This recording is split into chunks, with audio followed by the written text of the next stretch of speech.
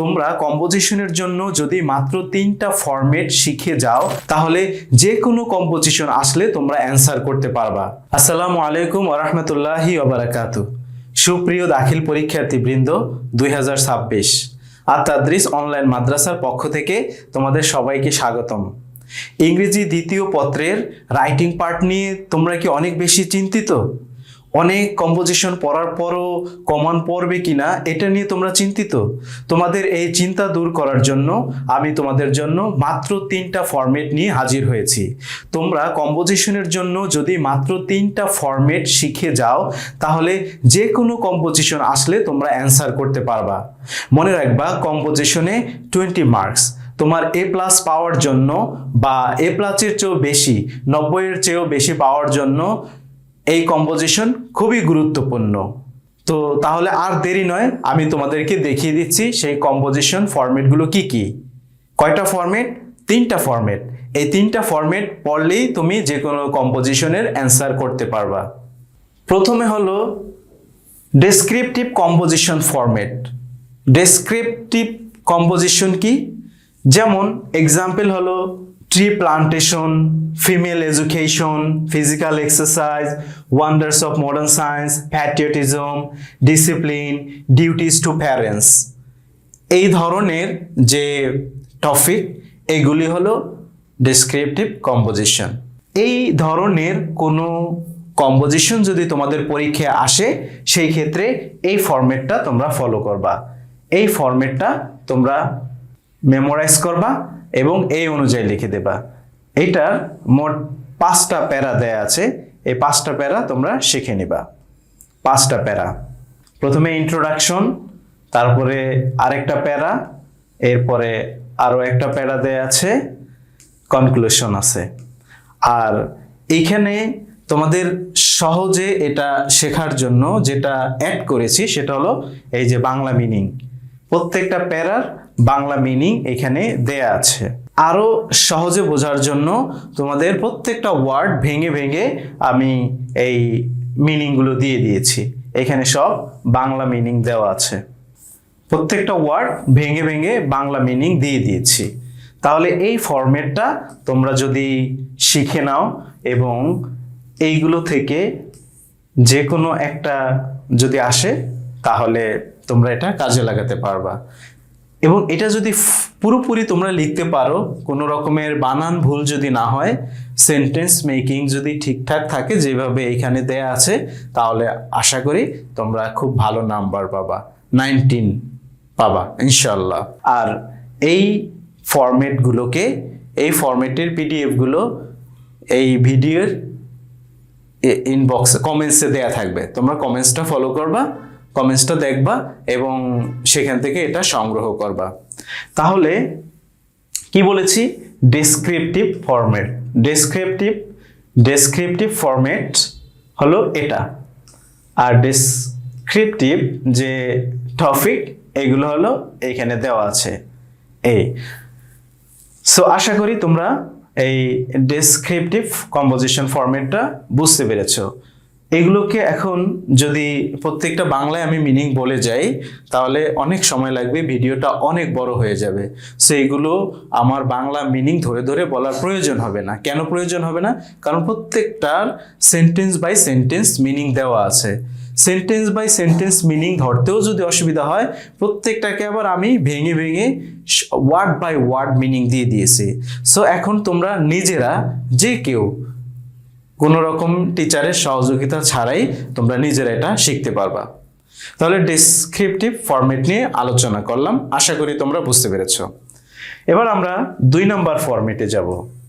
আর অর্থগুলো যেহেতু দেওয়া আছে এই কারণে এটা খুবই গুরুত্বপূর্ণ আপনাদের এটা শেখার জন্য। সো কমেন্টসে পেয়ে যাবেন এটার পিডিএফটা, ওইখান থেকে সংগ্রহ করে নেবেন সবাই। আমরা এর পরের ফরম্যাটে যাই। সেকেন্ড ফরম্যাটটা হচ্ছে ন্যারেটিভ কম্পোজিশন ফরম্যাট। ন্যারেটিভ কি? যেমন journey by boat, journey by train, এরকম জার্নি রিলেটেড যদি কোনো কম্পোজিশন আসে সেই ক্ষেত্রে এই ফরম্যাটটা আমাদেরকে শিখতে হবে এবং এই অনুযায়ী লিখতে হবে। এখানে কি কি থাকতে পারে? Journey by boat, journey by train, a memorable day in my life, first day at madrasa বা college, an experience of a rainy day. So এগুলো হলো ন্যারেটিভ। এই টাইপের যদি কোনো কম্পোজিশন আসে সেটার জন্য এই ফরম্যাটটা এগুলো আমি ভেঙে ভেঙে প্রত্যেকটার অর্থ বলছি না, কারণ ভিডিওটা অনেক বড় হয়ে যাবে। আমি এইগুলো আপনাদের জন্য সহজ করার জন্য সেন্টেন্স বাই সেন্টেন্স মিনিং দিয়েছি প্রথমে, তারপরে আমি মিনিং দিয়েছি ওয়ার্ড বাই ওয়ার্ড, যাতে করে এটা আপনাদের খুব সহজে মুখস্থ হয়ে যায়।